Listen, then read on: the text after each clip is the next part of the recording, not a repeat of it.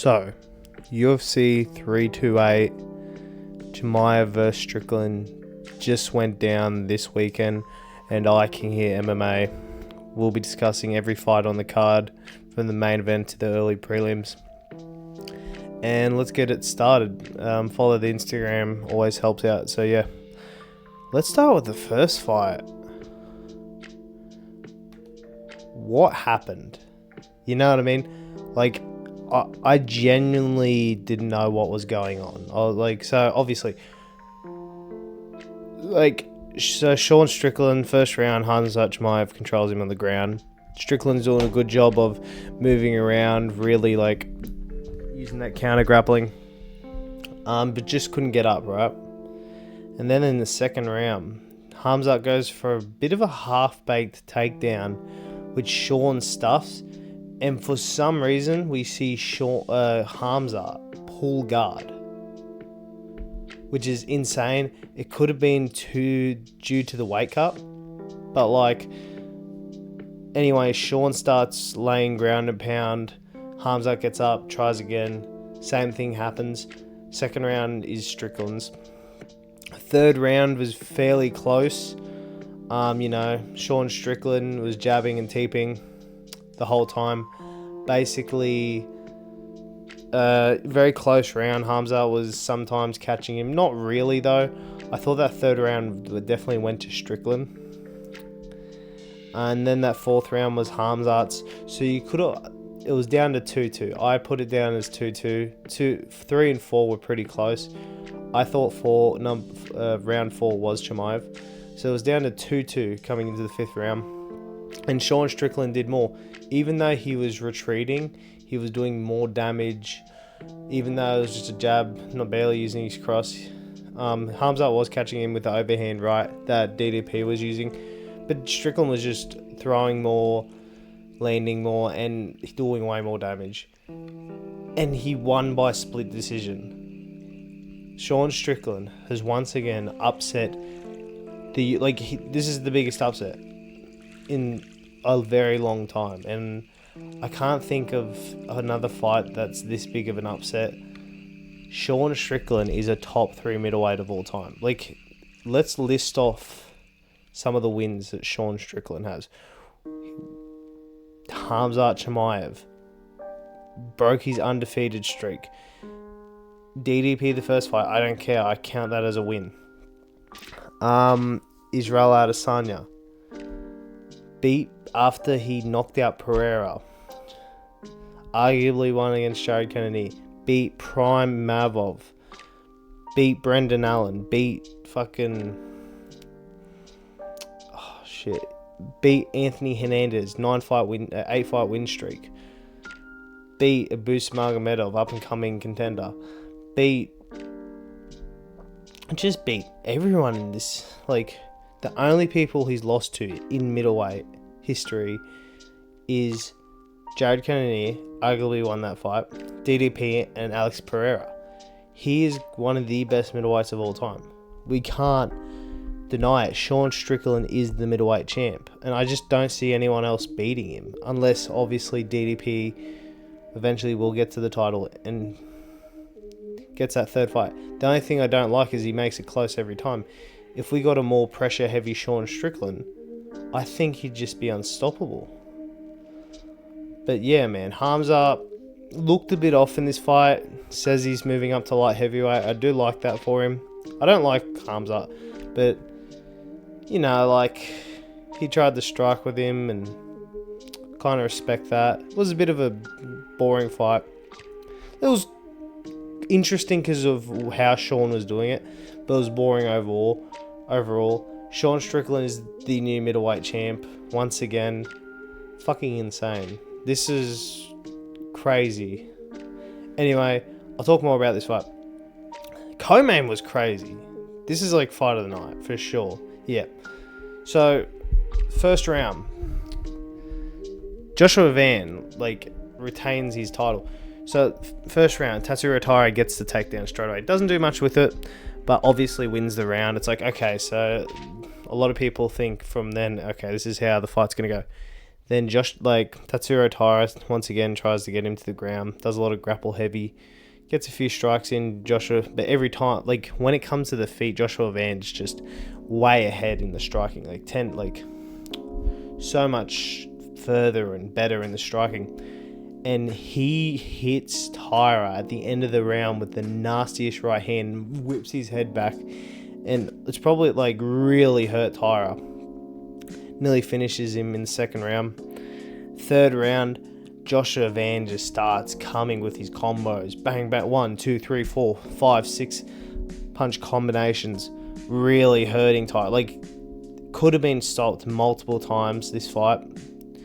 But Taira, being the dog that he is, really just toughed it out. More than likely a 10-8 round. Joshua Van nearly finished him multiple times in that third round, which could have been stopped. Then the fourth round, Tatsuro Taira, I'd arguably say, wins that round by control. Has some decent striking. And then the fifth round, Tatsuro Taira just can't handle it no more. I thought it was an early stoppage when I initially saw the fight, but regardless,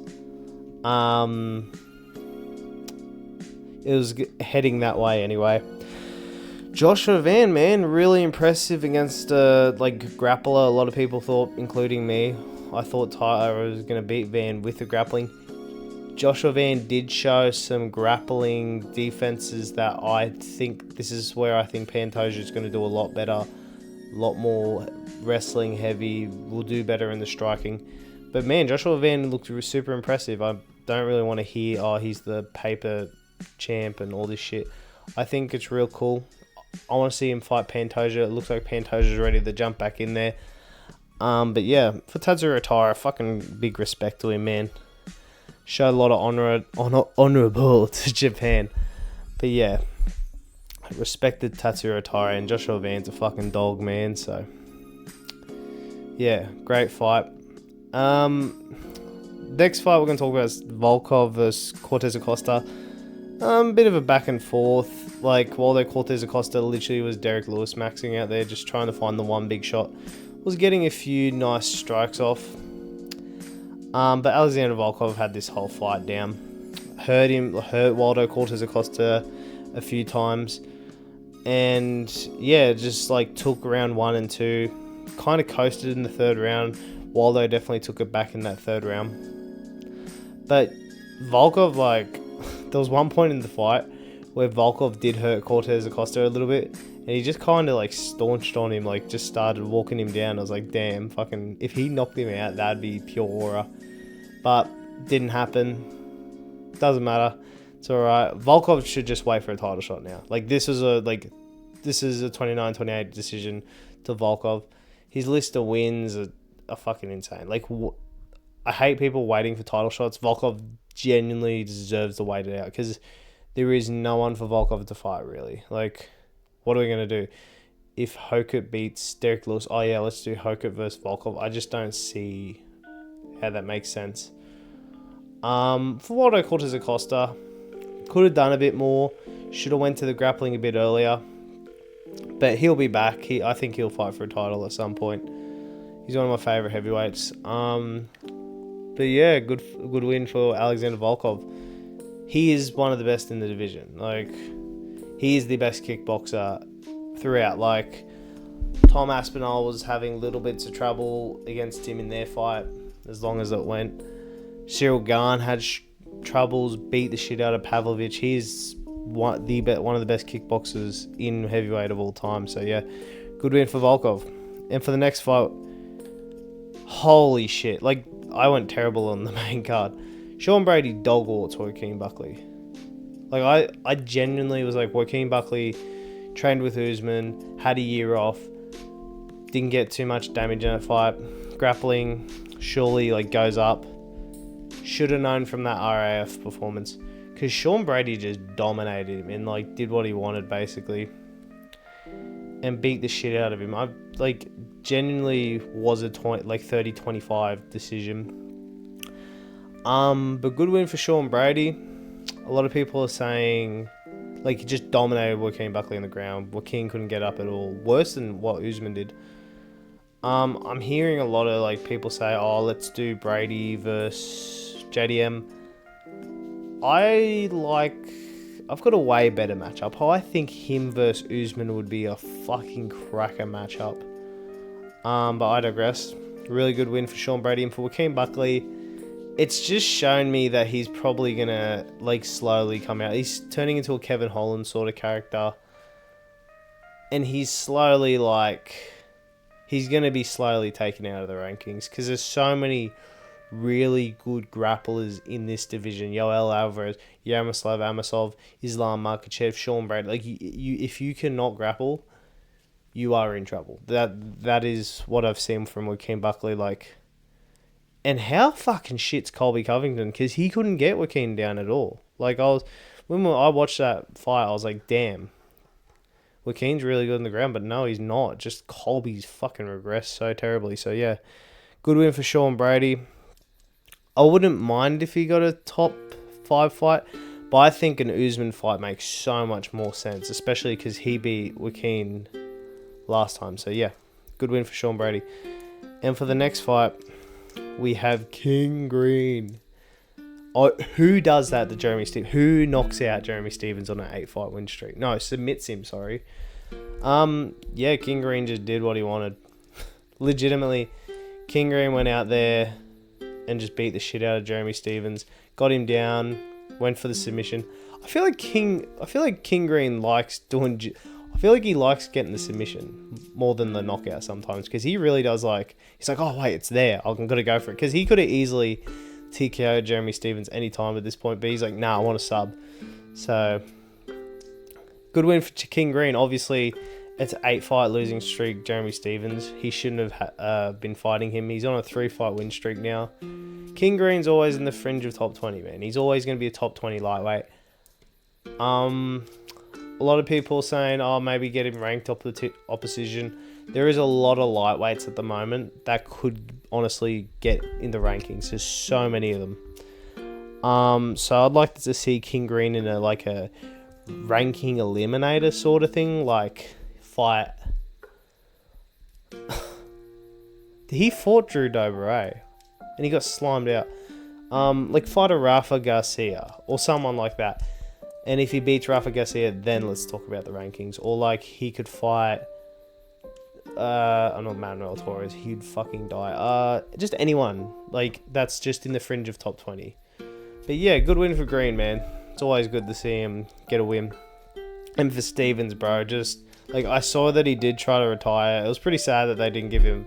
Because Stevens has been in the UFC for a long time. Or in and out of the UFC for a while. But, yeah. Happy retirement for Stevens and good win for Green. Anyway, and surprise, surprise, fucking the Tabor Gautier knocks out Ozzy Diaz. Like, is there anything to really say? I did like that Ozzy Diaz did try to grapple him. But Ozzy Diaz is just, he's a fucking NPC. So, like, he wasn't going to get any takedowns. But yeah. Good knockout for the Tabor. Like, Ozzy Diaz was literally 1-1. I want to see him fight someone, bro. I'm so sick of just seeing a Tabor fight fucking cans. Like, if he fights Susakaev, like, I don't rate Susakaev, but that would still be a named win compared. Like, that'd be more meaningful than all his 5 wins combined. But good win for Gautier. I do like the Izzy call out. I do like that he's trying to get in the rankings. He's not choosing the can, so yeah. Good win for Gautier. There's not much to say. Beats a can. And this is a fight I want to talk about. Yaroslav Amosov. Like, the way he controlled Yoel Alvarez. Like, I was like, when Yaroslav Amosov came to the UFC, I was like, okay, so he's a Bellator guy. One of two things will happen. One, he'll either be some mid kind of welterweight, or he's just going to be a fraud. No, absolutely not. Because, like, we've just seen this, you know what I mean? Like, Michael Chandler, he's whatever, you know what I mean? Like, you beat Dan Hooker, that's your best win. Patchy Mix got the fuck beat out of him. Kai Sakura has done no good. But dude, Yaroslav Amosov has legitimately become one of my favorite fighters. Like, if you are a jiu-jitsu guy, which I am, fun fact, like, Yoel Alvarez is known for the jiu-jitsu, and Yaroslav Amosov's fucking grappling was so beautiful to watch. Like, the way he was controlling Alvarez, like, getting him in dominant positions, going for decent ground and pound, and oh my god, just that, like, trip into the arm triangle was fucking just chef's kiss. I don't want to say, like, I'd love to see him fight Islam. I know he's going to be a top 10, top 5 fighter. Because the way, like, Yoel Alvarez is good, man. Like, fucking hell. If Yaroslav, let's say Amosov, we can get, he's got to be, what, is he in the top 15? I don't think so. Like, I want to see him fight someone in the top 10, top 15. If we give him Joaquin Buckley, he will kill Joaquin Buckley on the ground.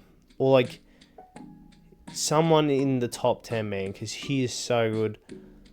Beautiful performance. One of my favorite fighters. Really down to earth dude. But yeah, just great performance from Yaroslav Amosov. Just great to see a new contender from, like, one of these second-rate promotions. Anyway, Grant Dawson had a good performance. He had a good performance over Matus Rebecki. It's exactly what I thought. He nearly took him to a smudge decision, but Grant Dawson got a nice submission over him, man. And Matus Rebecki usually gives a tough fight to everybody. Did drop him in the second round, but he has no fight IQ. This guy, like, the way Rebecki's going, he's going to get cut, but I don't think they'll cut him. Like, if I think Rebecki needs, like, a layup. Not a layup, but, like, I want to see him either go to a new camp or do something, because, like, his fight IQ is very stupid. Trying to wrestle Grant Dawson's just fucking retarded. So, good win for Grant Dawson. Matus Rebecki is a hard fight. He's kind of stuck because he just got knocked out by Manuel Torres. Manuel Torres is a fucking dog, bro. So it's a hard spot to be in because he just fought a guy for, like, a contendership sort of position. We could do Grant Dawson versus Chase Hooper, but Chase Hooper just lost to Anson Gibb Jr., so it's real weird. But yeah, good win for Grant Dawson. Beats the crap out of, like, just dominates Matus Rebecki and gets the sub, so it's a good win. And for the next fight, Jim Miller, your dog. Bro, how is Jim Miller doing this at 42 years of age? Like, this is crazy, bro. Like, I respected Jim Miller because, like, I chose against him. I was like, Jared Gordon, he got hit by a car, but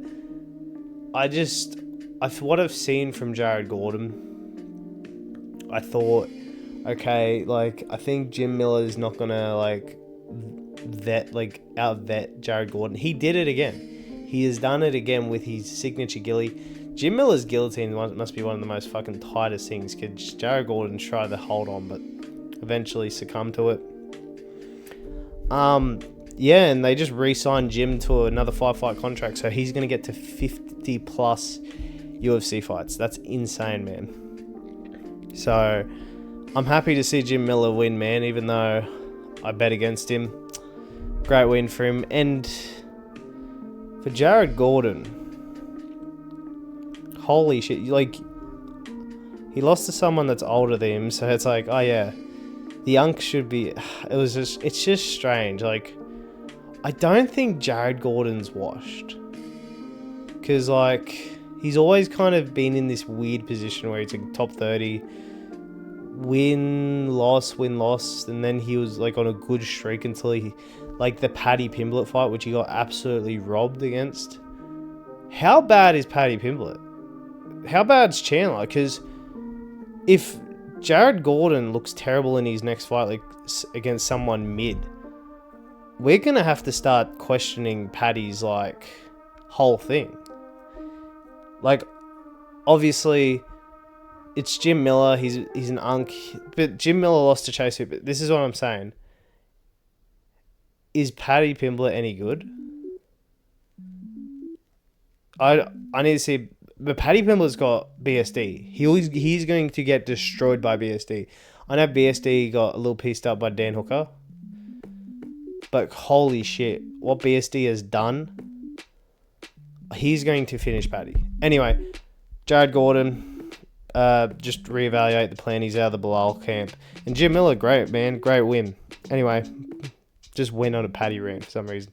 And for the early prelims, Roman Kopylov gets a where does this come from? Like, genuinely, so the first round, he kind of gives it to Marco Tulio. Kind of just getting outstruck. Marco Tulio kind of coasting towards a win. He's like, oh yeah, if I can just piece him up. Out of nowhere, Roman Kopylov just suddenly has the touch of death. Like, Marco Tulio, legitimately, like, he's like, oh my god, I don't even know where the fuck I am. Like, he got hit that hard. Then Roman Kopylov starts wrestling for some reason. It was so strange to see in the second round because he could have finished him. He should have finished him. Then the third round, same thing happens, start of the round. Roman Kopylov, like, starts grappling. Why? You could finish this fight. I don't know if it's from a fighter's perspective, like, maybe Roman was a bit, like, gassed or something, but good win for Roman Kopylov. I don't know where I rate him. I want to see him fight, like, I want to see Cam Rustin, but now, like, that he won against Marco Tulio the way he did, I want to see him fight, like, not too far up, like, fringe top 20, like a Iron Turtle, Jacob Malkoon, anyone like that. But yeah, man, good win for Kopylov. And for Tulio, that's fucking rough. 2 back-to-back losses isn't good. But, like, you know, him versus Trayshawn Gore could be good. But yeah, good win for Roman Kopylov. And for the next fight, we have, bro, just get them out. Just get them both out, please. This, I genuinely was watching this and was thinking, oh yeah. I didn't even watch it. I barely watched it. That's how bad this fight was. I was like, this should be punished. Like, we need refs to actually start, like, yellow cards or something, because this is ridiculous. Like, Pat Sabatini was legitimately not doing nothing on the ground. And it's William Gomez's fault too, that he was doing nothing as well. Like, William Gomez legitimately had, like, nothing for Pat Sabatini. Like, just slime them both out. They're like, this was a horrible thing. It was just horrible to watch. Like, I know we see this at the top level and then we're like, oh yeah, this is a great performance. This is that. Yeah, but at the top level, like, at least there's like, there was no attempt for submission, or the striking was barely there. Like, 74, there was no way that Pat Sabatini threw 78 total strikes. There was no way in hell. Pat Sabatini should be punished for this. He is probably getting a top 15 ranked fighter, because featherweight is looking very strange at the moment with rankings. And William Gomez, I do not know. Give him Morgan Charrier or something like that. I don't care about these two, man. They can both get slimed out for all I care. And for the next one, Bankster Susakayev. Until, like, what are we doing? Like, are we generally, like, what is going on with, so, what we've learned from this fight, Bankster Susakayev is genuinely going to get fraud. He's going to get fraud checked by a decent middleweight. Like, a half, like, if Cam Rouston, like, I keep going back to Cam Rouston for some reason. Like, if, I don't know, fucking Cesar Almeida or, like, any Abus, right, versus Bankster Susakayev. I don't rate Abus that highly, but I think he'd destroy Susakayev. Because he just smiles and gets pieced up. He got pieced up by DeJordan Santos, who is 1-2 now in the UFC, which is insane. And his grappling so overrated. His striking, like, he has shit striking. It was 1-1 going into the third round. You could have nearly went 2-0 to DeJordan Santos, but it was 1-1. Yeah, it's crazy because, like, Susakayev was this big and upcoming middleweight. Now we just know, like, he's not anything special. Like, he's gonna get fraud checked. Like, put him against a Taber Gautier. Like, if he was the fraud check Gautier, then we start talking, okay, he's not a fraud. But this is crazy, bro. He's getting pieced up by an NPC. What are we doing? What are we doing? Yeah, good win for Susakai. He's getting fraud checked his next fight if he gets someone decent. Anyway, for the next fight, and the last one, Jose Achal just destroys Clayton Carpenter. Like, outworks him, out-pieces him up, out-wrestles him. Just beats the shit out of Clayton Carpenter. Clayton Carpenter couldn't get anything up. I'm excited for Jose Achal, man. I think he's going to be good in this division. Fun new flyweight. Let's go for that. But yeah, man. We'll go back to the main event. This was ridiculous. Like, I thought this was AI, what we were watching. I was like, there's no way Sean Strickland jabs and teeps to a split decision. He somehow does it. It's insane. I was like, what are we watching? Are we watching history be made? But yeah, Sean Strickland cements himself as a top 5. I possibly put him as a top 3 middleweight of all time now. Beating an undefeated Dagestani. This says something about Dagestani's being on their back though, because Hamzat had no answer for him when he was on his back. And we've seen this before with Islam. We've seen it before with some other Dagestanis. They have no back game at all. Obviously, most wrestlers don't. But they have a stand. They can get stand up. Chimaev couldn't. Chimaev's going to go to 205. I think that's good. And Sean, he's going to either reign over the division or he's going to lose it to Drickus. So yeah, it was a pretty good fight night. It's a pretty good card overall. I went good until the main card. So I was like, and